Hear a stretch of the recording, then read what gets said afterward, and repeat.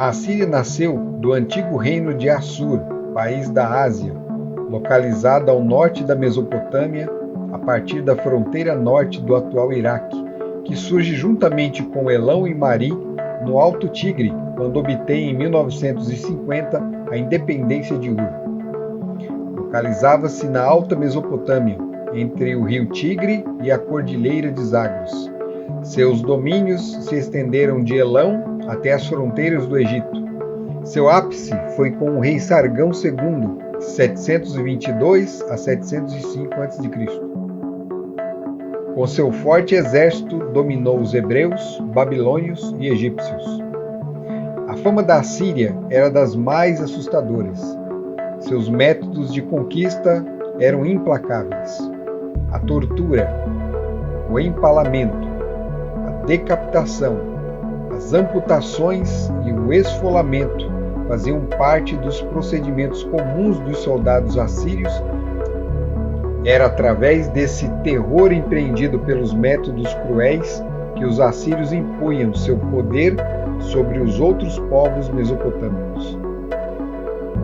Senaqueribe, tão grande quanto seu pai Sargão II, procurou estender seus domínios, ampliando seu império, como fez seu pai e antecessores. Deus havia feito da Assíria o seu cetro, para trazer juízo sobre as nações. Mas a arrogância e desejo de supremacia e total falta de piedade levariam o poderoso império à ruína. Em meio às suas campanhas militares, a Síria vai se deparar com um novo reino de Judá, diferente daquele dos dias de Acás. Ezequias, um novo rei, andou nos caminhos do Senhor e implementou várias reformas que resgataram a identidade da nação e a confiança no verdadeiro Deus. O Senhor a chamará de a Virgem Filha de Sião, e ele não deixará que o inimigo toque em um fio de seu cabelo. A lição de hoje tem por título A Derrota dos Assírios. Não deixe de se inscrever no canal, ativar o sininho para receber notificações, deixar o seu like e compartilhar o vídeo com seus amigos. Peça também um curso bíblico. Meus contatos estão na descrição do vídeo.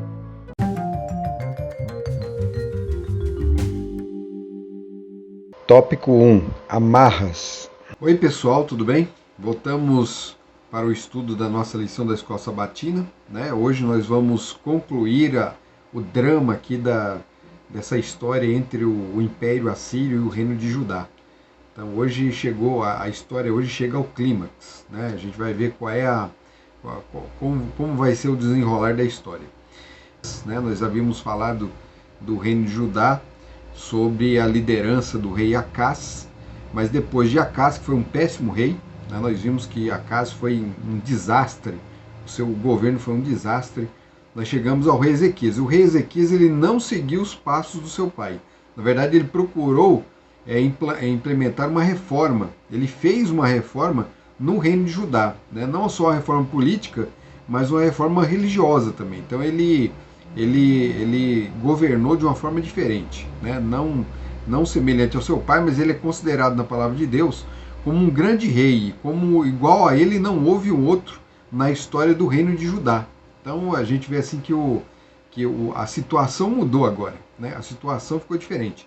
Porém, aquele acordo que o rei Acás havia feito com o reino da Assíria, né, com os assírios, e isso trouxe consequências para o reinado de Ezequias, porque por causa desse acordo com o reino da Assíria, o reino de Judá se tornou um vassalo do reino, tinha que pagar imposto. E o rei Ezequias ele chegou ao ponto de falar, não, chega, acabou. O rei Ezequias falou assim, olha, chega, acabou esse negócio aí, nós não vamos mais servir o rei da Síria. Só que o rei da Síria, ao saber disso, veio com tudo, né? E aí nós vamos então ao primeiro texto do nosso estudo de hoje. No 14º ano do reinado de Ezequias, Senaqueribe, rei da Assíria, atacou todas as cidades fortificadas de Judá e as conquistou. Então Senaqueribe agora não era mais, né, nos dias de Acás foi Tiglat-Pileser, depois veio Salmanassé, depois de Salmanassé veio Sargão II, e depois de Sargão II veio o Senaqueribe. No período de Sargão, né, foi justamente nesse período que Ezequias ficou ali livre para implementar suas reformas, né? Ele não foi muito incomodado pelo rei da Assíria, e houve também a morte do rei da Síria. Então, com a morte dele, teve todo aquele processo de sucessão no trono, e ninguém achava que Senaqueribe pudesse ser um rei tão poderoso e tão firme, né, como foi o seu pai. Todos viam Senaqueribe. Senaqueribe, ele, enquanto o pai estava fora, né, lutando nas batalhas, nas guerras, ele estava dentro do palácio, dentro do palácio ali na sua corte ali na Síria, comandando os negócios do rei ali dentro, né? Ele era um administrador. Então, quando o rei Sargão morreu, e não havia nenhum bom relacionamento, parece que entre Sargão e Senaqueribe, né? Porque o próprio Sargão não tinha essa visão de quem seria o filho dele.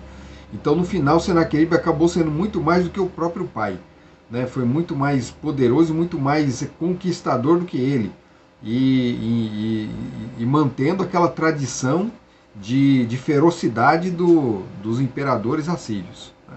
Então quando ele sabe agora que Ezequias se recusa a pagar tributo, se recusa a se render, então o texto bíblico aparece aqui dizendo qual é a atitude do rei. O rei da Síria atacou todas as cidades fortificadas do reino de Judá. Então a coisa apertou agora para Ezequias. E o interessante, tem um livro aqui também que eu recomendei o comentário bíblico no outro vídeo. Eu recomendo também a leitura desse livro aqui, o livro de Isaías, né, do autor Roy Gaine. Ele é um livro complementar à lição. Eu deveria ter apresentado esse livro no início, né, da lição. Estou apresentando agora, não tem problema. Você compra o livro, você adquire o livro aí, também o livro é baratinho, também pela CPB, pela Casa Publicadora, e ele traz detalhes complementares a respeito da história aqui, né? E eu vou mostrar para vocês aí o prisma, né? Vocês estão vendo aí na tela o prisma de Senaqueribe. Isso é um artefato que foi encontrado aí pelos arqueólogos, né? Nas ruínas aí da Síria. E o interessante desse prisma é que ele vem trazendo um pouco desse episódio da história do rei Ezequias, né? Esse evento aí. Então o texto bíblico declara que o rei Ezequias, nos dias de Ezequias, o reino de Judá foi invadido pelos assírios, né? As cidades foram tomadas. E olha que interessante o que vem dizendo aqui no texto, o texto que se encontra nesse cilindro de argila, nesse prisma de argila. Quanto a Ezequias, o judeu, sitiei 46 de suas cidades fortificadas, como também as cidades menores, circunvizinhas, que eram inumeráveis, usando rampas, arites e catapultas, atacando com a infantaria, que se infiltrou por brechas nos muros e por túneis escavados debaixo deles. Eu os venci. Levei 200.150 pessoas, jovens e idosos, homens e mulheres, bem como cavalos, mulas, burros, camelos, gado e ovelhas. Tudo isso em grande quantidade, e as contei como despojo. Quanto a Ezequias, eu o tranquei dentro de Jerusalém, sua cidade real, como um pássaro em uma gaiola. Cerquei-o com aterros e tornei impensável que ele saísse pelos portões da cidade. As cidades dele, as quais eu havia despojado, as separei de sua terra e as entreguei a Mitinte, rei de Asdod, Pade, rei de Ecrom, a Xilibel, rei de Gaza, diminuindo assim sua terra. A eles eu impus taxas e presentes pelo meu governo, além de tributos antigos, o pagamento anual deles. Interessante que ele fala, além dos tributos antigos, né, que eles deviam, o pagamento anual deles, né, porque o rei Ezequias ele havia deixado de pagar os tributos. Então, esse texto aqui do cilindro, do prisma, ele é muito interessante mesmo, e ele vem confirmando a história. E o rei Ezequias, então, enquanto o rei estava ali, né, ainda conquistando as cidades, não havia chegado ainda em Jerusalém. Então Ezequias ele aproveitou o tempo para se proteger. Então veja o que ele fez: tapou as fontes das águas que haviam fora da cidade, incluindo o ribeiro que corria pelo meio da terra. Fez o tanque e o aqueduto e trouxe água para dentro da cidade. Ele fez um tanque e um aqueduto, né? Isso está lá em 2 de Reis 20:20, né? Eu vou mostrar para vocês aí. Isso aqui são imagens do tanque, porque esse aqueduto ele foi descoberto, né? Em nossos dias, né? Isso foi um outro grande achado arqueológico dos nossos dias. E você encontra aí, né? Você vai ver agora com uma placa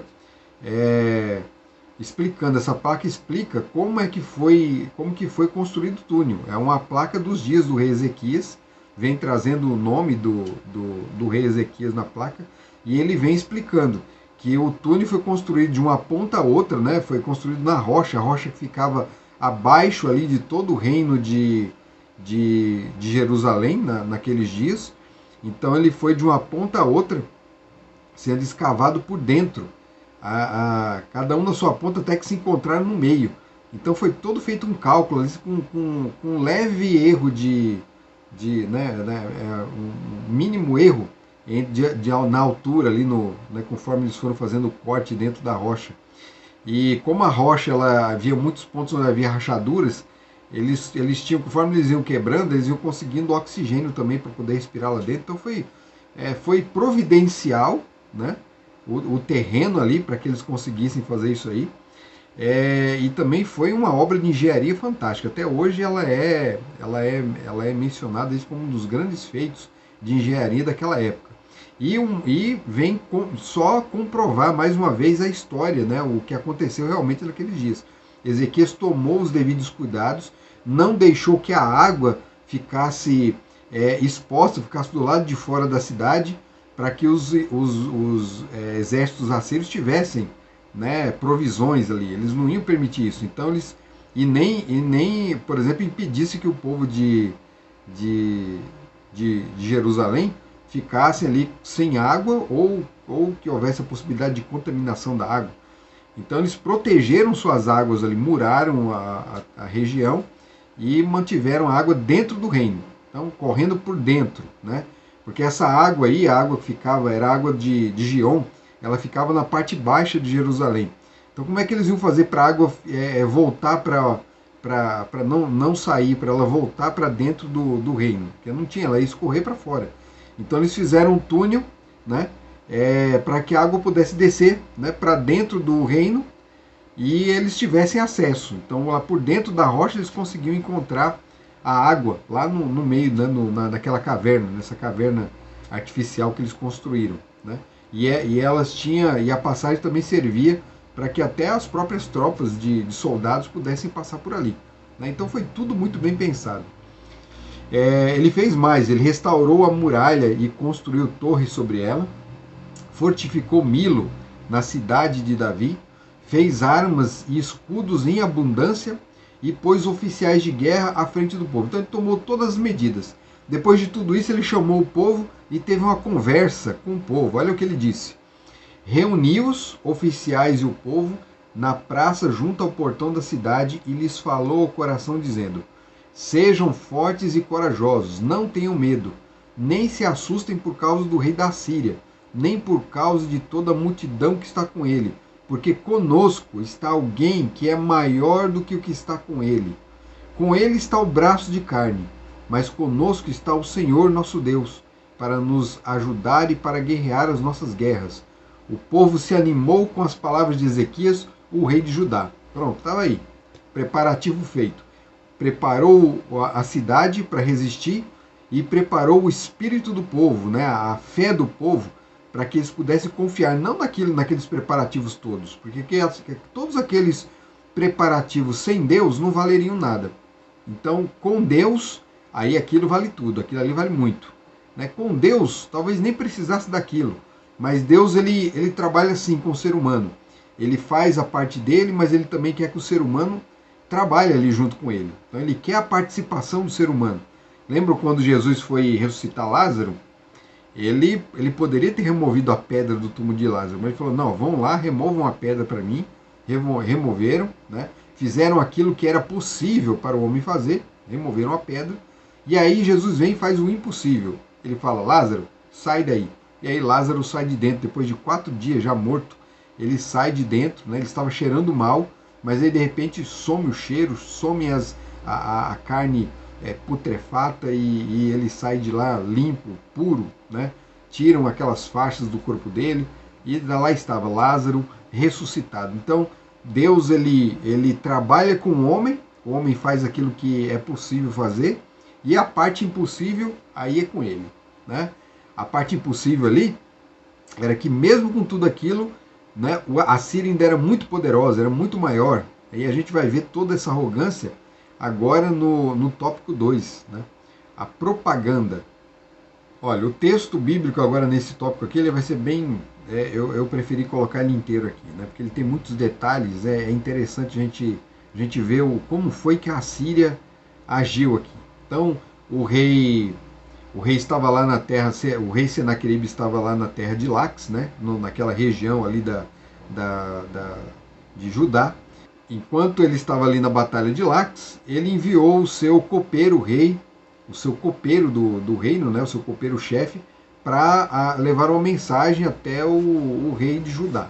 Então o copeiro chegou lá, foi atendido ali por os oficiais também do rei. O rei mandou seus 3 oficiais para ouvirem o que o copeiro tinha para dizer.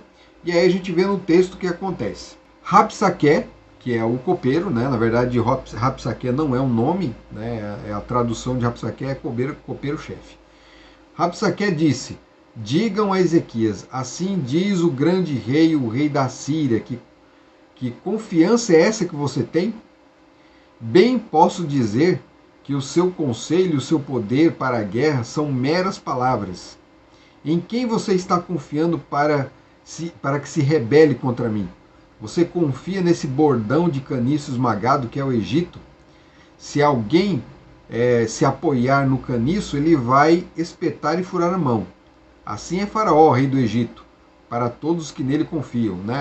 O Egito na época seria a grande saída para muita gente, muita gente confiando no Egito. Então o Rabsaqué já de antemão fala assim, olha, nem pensem em se apoiar no Egito, porque o Egito não é nada diante da Síria. Aí ele continua, mas se você me diz, confiamos no Senhor nosso Deus, eu pergunto, não é esse aquele cujos lugares altos e altares Ezequias removeu, dizendo a Judá e a Jerusalém que deveriam adorar somente diante do altar em Jerusalém? Então Rabsaqué ele usa um evento real que aconteceu ali nas reformas de Ezequias. Ezequias removeu todos os altares que foram construídos, porque nos dias de Uzias o templo ficou paralisado ali. Ele fez uma reforma louca ali para agradar os reinos vizinhos, né? E o povo lá fora construiu altares para adorar a Deus corretamente. E fora os altares também pagãos que haviam no reino de Judá. Então Ezequias destruiu tanto os altares pagãos, como também os altares construídos para Deus, mas que não eram os altares oficiais, porque a regra, a lei, dizia que todo o povo deveria adorar ali no templo. Não era para ficar adorando em qualquer lugar, não. Era no templo. Então Ezequias destruiu os altares para que o povo voltasse para Jerusalém.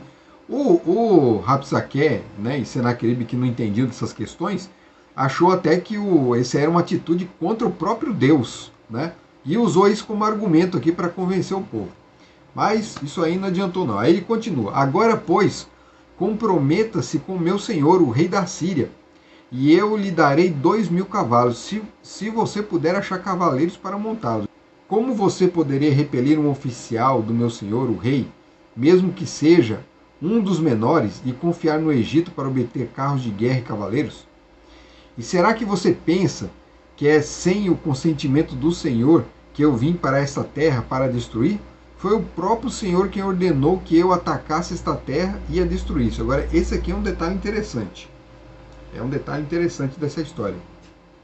É possível que o rei Senaqueribe e o próprio Rabsaqué tiveram acesso às profecias do próprio Isaías, porque Isaías já havia dito lá atrás que a Síria era o bordão, né, do Senhor. Deus ia usar a Síria justamente para punir tanto Judá, tanto Israel quanto Judá. Então eles tinham essa noção. Então na mentalidade deles, eles estavam sendo usados ali naquele momento como instrumentos de Deus para castigar o povo. Então eles estavam ali era pelo consentimento do próprio Senhor. E isso aí podia causar confusão na mente do próprio povo judeu que estava escutando ali do muro. Eles estavam escutando tudo isso. E aí ele continua. Então Eliaquim, Sebna e Joá disseram a Rabsaqué: por favor, fale com esses seus servos em aramaico, porque nós o entendemos. Não fale em hebraico aos ouvidos do povo que está sobre a muralha. Então os servos ali entenderam ali a intenção do Rabsaqué, né, de causar medo no povo. Falaram assim: olha, não fala na língua que o povo entende, não. Fala em aramaico, que a gente entende aramaico aqui. Eles não entendem. Então fala com a gente em aramaico só pra gente. Mas aí Rabsaqué responde: você pensa que o meu senhor me enviou para dizer essas palavras apenas a você, ao seu rei? Ele me enviou para falar também aos homens que estão sentados sobre a muralha, e que, junto com vocês, terão de comer o seu próprio excremento e beber a sua própria urina. Então Rabsaqué se pôs em pé e gritou em hebraico: escutem as palavras do grande rei, o rei da Síria. Assim diz o rei: não deixem que Ezequias os engane, pois ele não poderá livrá-los. Não deixem que Ezequias os leve a confiar no Senhor, dizendo: o Senhor certamente nos livrará, e essa cidade não será entregue nas mãos do rei da Síria. Não deem ouvidos a Ezequias, porque assim diz o rei da Síria: façam as pazes comigo e se entreguem. Então cada um comerá da sua própria videira e da sua própria figueira, e beberá água da sua própria cisterna, até que eu venha e os leve para uma terra como a de vocês, terra de cereal e de vinho, terra de pão e de vinhas. Não deixem que Ezequias os engane, dizendo: o Senhor nos livrará. Será que os deuses das nações puderam livrar cada um a sua terra das mãos do rei da Síria? Não. Rabsaqué estava aqui comparando o Senhor de Israel, o Senhor de Judá, com os deuses das outras nações, né? Então, para eles era tudo a mesma coisa, e assim como os outros deuses não livraram as outras nações das mãos da Síria, o Deus de Judá não ia ser diferente, né? Aí ele continua: onde estão os deuses de Ramate e Arpade? Onde estão os deuses de Sevarfaim? Será que eles livraram Samaria das minhas mãos? No caso dos samaritanos, né? Até o próprio Deus de Israel estava envolvido ali. Então, isso na mente do povo, isso tinha um peso.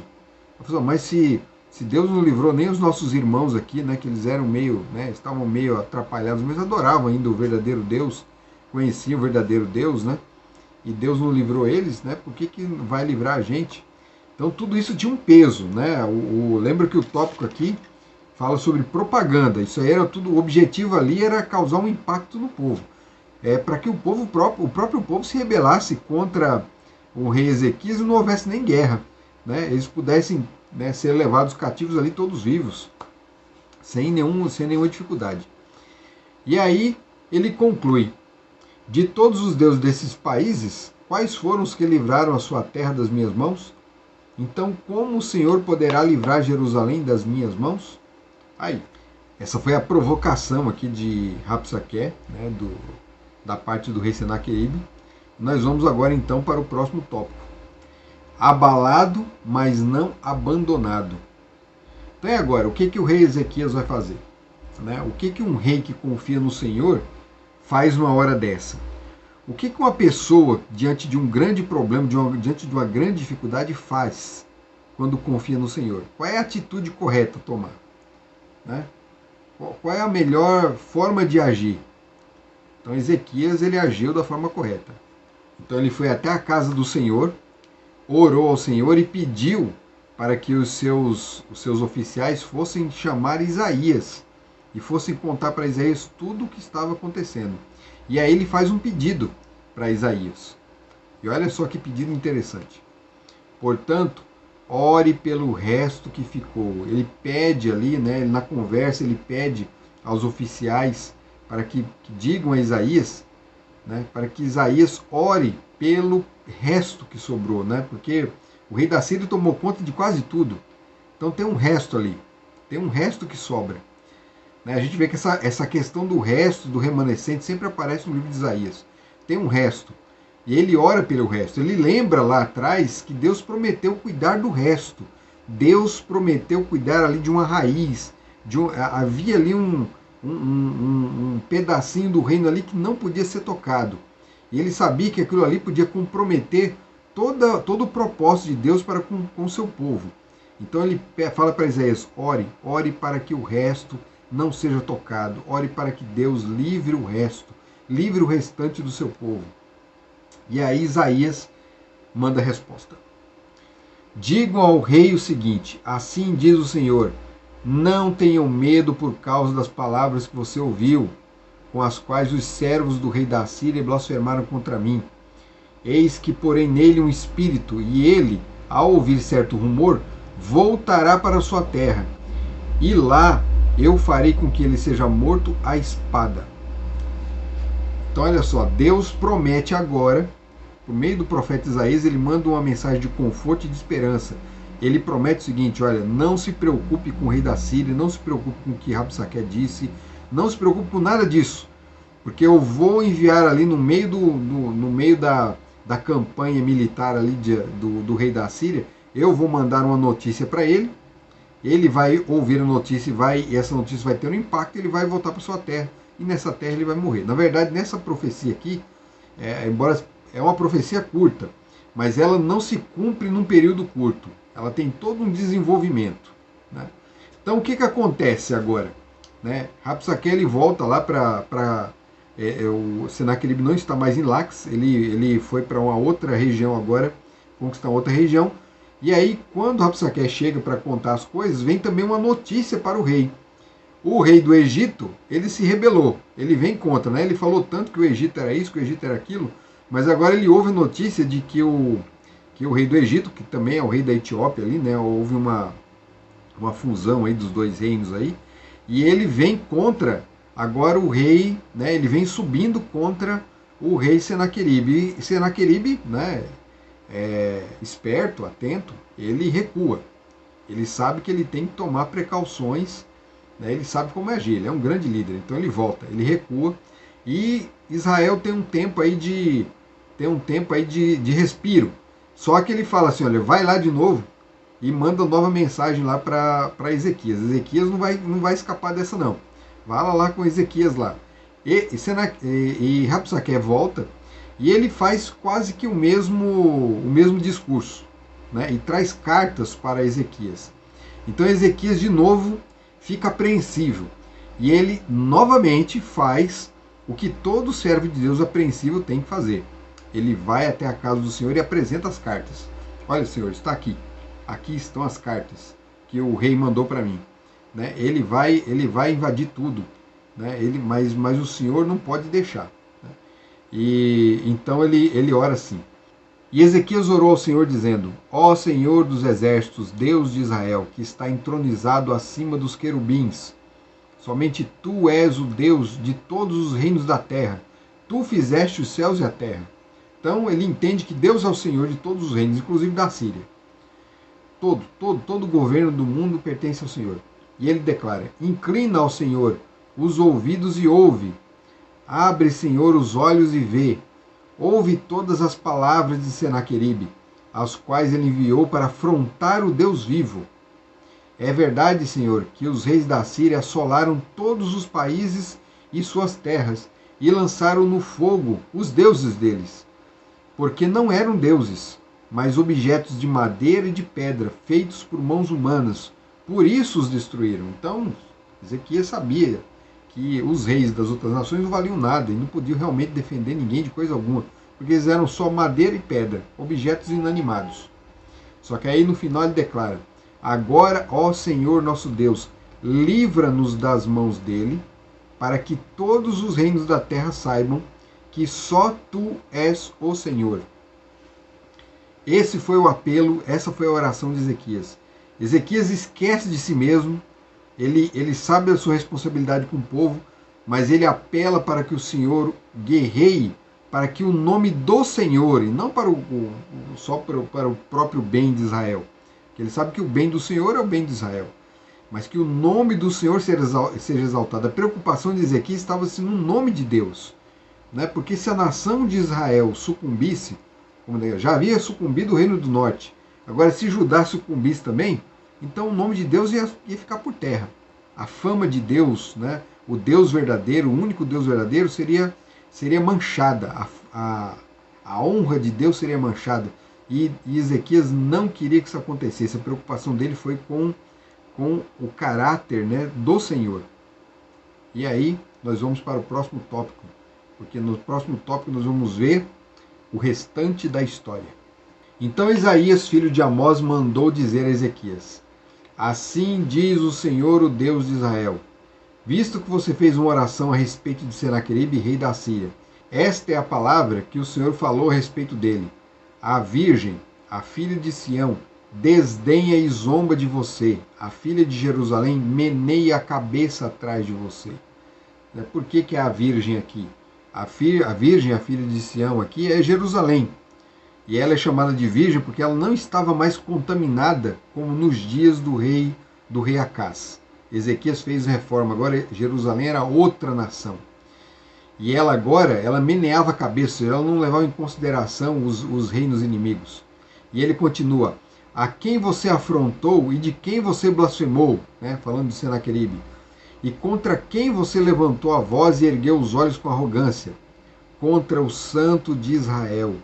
Por causa do seu furor contra mim, e porque a sua arrogância subiu até os meus ouvidos, eis que porei o meu anzol no seu nariz, e o meu freio na sua boca, e farei você voltar pelo caminho por onde veio. A forma de atitude que os reis da Síria tinham para com as outras nações, Deus agora iria usar para com ele. Ia prender o nariz deles com um anzol, e colocar freio na boca deles e fazer com que eles voltassem por onde vieram. Portanto, assim diz o Senhor a respeito do rei da Síria: ele não entrará nesta cidade, nem lançará nela flecha alguma, nem virá diante dela com escudo, nem construirá rampas de ataque contra ela. Pelo caminho por onde vier, por esse voltará. Mas nesta cidade não entrará, diz o Senhor, porque eu defenderei esta cidade para livrar, por amor de mim e por amor do meu servo Davi. Então o anjo do Senhor saiu e matou 185.000 homens no arraial dos assírios. De manhã, quando os restantes se levantaram, lá estavam todos aqueles cadáveres. Então tá aí a resposta de Deus à oração do rei Ezequias. Olha, entenda uma coisa: quando você ora a Deus, Deus escuta e ele manda a resposta. Às vezes nós não vamos ter um profeta Isaías para contar para a gente o que Deus respondeu. A gente não vai ter isso aí. Mas confie no Senhor. Procure enxergar nos eventos da sua vida a ação de Deus. Preste atenção nos detalhes. Às vezes você não está prestando atenção e acha que Deus não está respondendo sua oração, não está respondendo sua prece, mas Ele já está agindo. No momento em que você pede, no momento que você coloca o joelho no chão, pedindo o auxílio do Senhor, lá no céu já é dada a ordem para que os anjos venham atender o seu pedido. Muitas das vezes não vai acontecer da forma como você espera. Não aconteceu exatamente da forma como Ezequias esperava. Os exércitos aqui foram destruídos. Um anjo veio, e de forma sobrenatural, uma grande parte daqueles homens morreram. Então os que sobraram voltaram para a sua terra, e o próprio rei Senaqueribe, diante desse evento que ele não sabia explicar, mas que ele temeu, ele voltou também. A promessa é que ele morreria de imediato, mas Senaqueribe não morreu de imediato. Senaqueribe ainda era uma ameaça, essa ameaça continuou durante algum tempo, mas o povo de Israel estava livre, o que Deus prometeu foi cumprido. Senaqueribe não ultrapassou as muralhas de Jerusalém. Jerusalém foi protegida, e Deus prometeu para Ezequias, falou assim: olha, fique tranquilo, você durante esse ano não vai precisar plantar, você vai comer do que a terra vai dar. O ano que vem também, e no terceiro ano, o povo vai poder plantar e comer das suas plantações, vai poder negociar, vai poder fazer tudo. O povo estava, ainda que sob a ameaça da Síria, o povo estava livre. Aquele resto, o resto de Judá, estava protegido como Deus havia prometido, né? Então aqui nós vemos o resultado da oração, né, fervorosa de Ezequias, da confiança dele em Deus, né, totalmente diferente de Acaz. Acaz se inclinou completamente diante das nações, fez pacto com inimigos, né, fez aliança com o maior de todos os inimigos, a Síria, para poder pelejar contra a nação que lhe oferecia perigo, né, o reino do norte com o reino de Damasco. E nisso a gente só foi vendo a queda cada vez maior do rei Uzias e se contaminando com a idolatria, com a feitiçaria e tudo mais, né, procurando auxílio dos deuses, entregando seus filhos em sacrifício, né. Por sorte, Ezequias não foi um desses filhos entregues nos braços de Moloque. Deus protegeu esse menino aí, e esse menino cresceu e fez um negócio totalmente diferente do que o pai dele fez. Então entenda, as reformas são importantes, hein? Se você tem a sua igreja está passando por dificuldades, ore a Deus para que Deus use você como instrumento para reformas na sua igreja. Procure reformar o que é na sua igreja, né? Reavive primeiro a sua fé, é necessário que primeiro haja um reavivamento na sua vida, e depois de reavivado, parta para as reformas.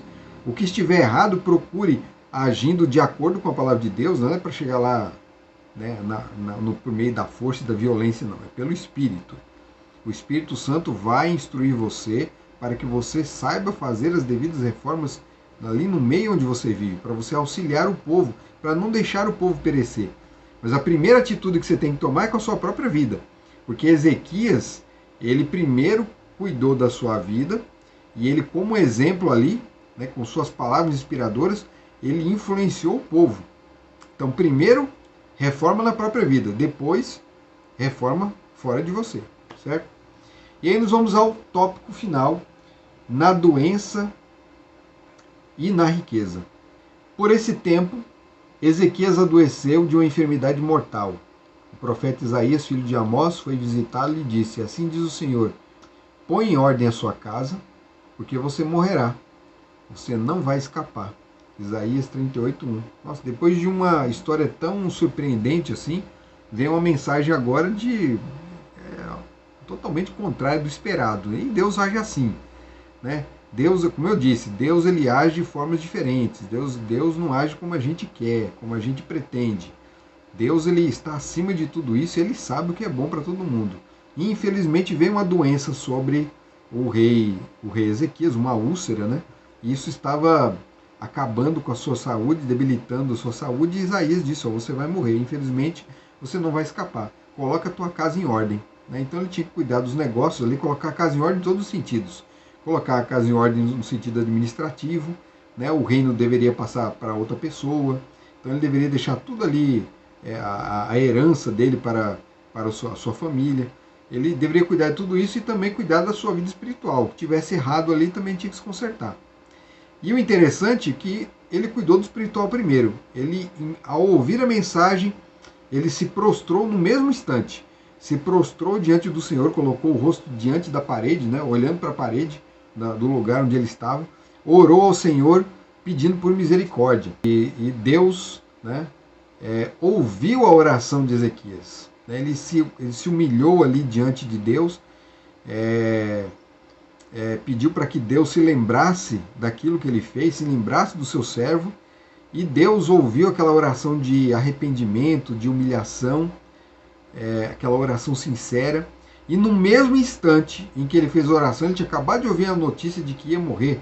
Isaías estava saindo do palácio, estava no pátio, saindo do palácio, e aí Deus fala com Isaías: olha, volta lá, e você tem uma outra mensagem agora para o rei. E aí o texto bíblico declara: então a palavra do Senhor veio a Isaías dizendo: vai e diga a Ezequias, assim diz o Senhor, o Deus de Davi, seu pai, ouvi a sua oração e vi as suas lágrimas, acrescentarei 15 anos à sua vida, livrarei das mãos do rei da Síria tanto você quanto esta cidade. Eu defenderei esta cidade, e este é o sinal que você receberá do Senhor para indicar que ele cumprirá o que prometeu. Eis que farei retroceder 10 graus a sombra lançada pelo sol declinante no relógio de Acaz. Assim o sol retrocedeu os 10 graus que já havia declinado. Isaías 38, 4 a 8. Então Deus ele manda Isaías voltar. Isaías traz a mensagem, uma mensagem animadora para Ezequias. Ezequias pede um sinal, né? E Isaías, na verdade, fala para ele assim: olha, você quer o quê? Você quer que o sol avance 10 graus? Não, avançar é fácil. Eu quero que ele volte. Porque ele queria ter o sinal ali que garantindo que Deus não só daria mais 15 anos de vida para ele, como também o defenderia do rei da Síria. E Deus cumpriu. Então, o reinado de Ezequias dali em diante foi um reinado tranquilo, porque ele não teve que se preocupar com a Síria. Deus protegeu. A Síria continuou lá, mas lá na Síria os problemas internos levaram à morte do rei Senaqueribe. Senaqueribe ele foi traído pelos irmãos, pelos próprios filhos.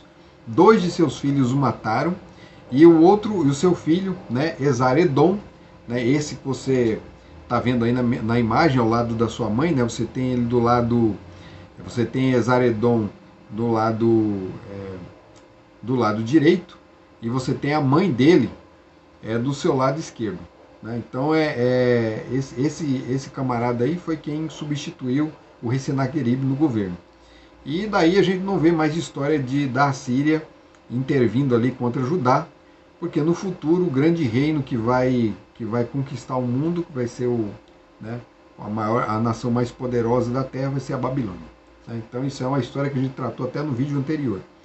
Senaqueribe, então, o governo de Senaqueribe chega ao fim. O reinado da Síria, o governo da Síria chega ao fim aqui. Assim Deus dá cabo dessa nação, né? Acaba ali o conflito, todo o problema. E Deus dá um sinal fantástico, para provar de que ele estava dizendo a verdade para o rei Ezequias. Ele faz a luz do sol, a sombra, o relógio, aquele relógio que funciona com a sombra, né? Então ele não sabe como era o relógio, mas eu vou mostrar para vocês aqui um modelo de relógio, ó, vocês estão vendo aí na tela aí. Esse é um modelo de relógio antigo, onde o tempo era contado pelo movimento da sombra. Então Deus faz com que a sombra retroceda, né? Ele deveria ir numa direção e foi na outra direção, como se fosse sentido horário, voltou para o sentido anti-horário, né? 15 graus. E isso aí foi um fenômeno fantástico que levou a um outro evento, porque isso foi visto por outros povos, e depois lá na Babilônia eles vão ficar sabendo que Deus curou milagrosamente o rei Ezequias, né? E aí eles vêm conhecer o rei Ezequias, vêm tentar até de certa forma fazer uma aliança. Ezequias comete um erro grave.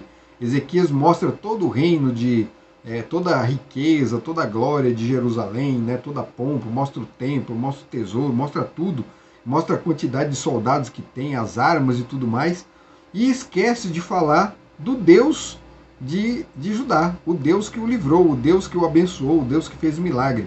Ele esqueceu de tudo isso. Aí Isaías vem com a mensagem, infelizmente, nesses instantes finais aí, nesses momentos finais aí da história de Ezequias, ele comete esse deslize, né?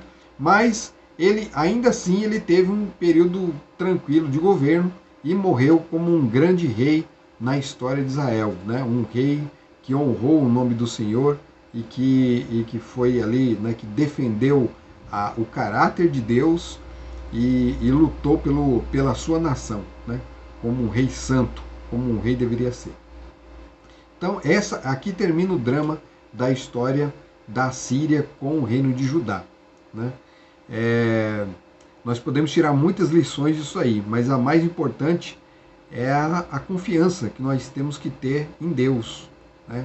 Porque cada um tem o seu Senaqueribe, né? Cada um tem o seu reino da Síria que vem perturbar a sua vida, né? Que vem atrapalhar. Pode ser qualquer coisa, pode ser um problema no seu trabalho, na escola, na família, né? Na própria igreja, na comunidade onde você vive, né? Problemas diversos, pode ser um problema de saúde. Todos nós temos problemas, mas assim como Ezequias, ele buscou refúgio no Senhor e na palavra de Deus, na palavra profética, né? Ele confiou nos profetas do Senhor, assim nós também devemos confiar em Deus, buscar o auxílio de Deus e buscar refúgio na palavra profética do Senhor que se encontra na Bíblia Sagrada.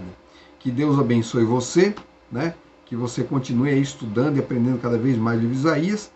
Procure adquirir o livro aqui que eu mostrei, né, o livro que vai ajudar na leitura, né, o livro de Isaías, né, Roy Gaynor. Entrou lá no site, lá é só digitar esse nome, você encontra. Então, até o próximo estudo. Tchau!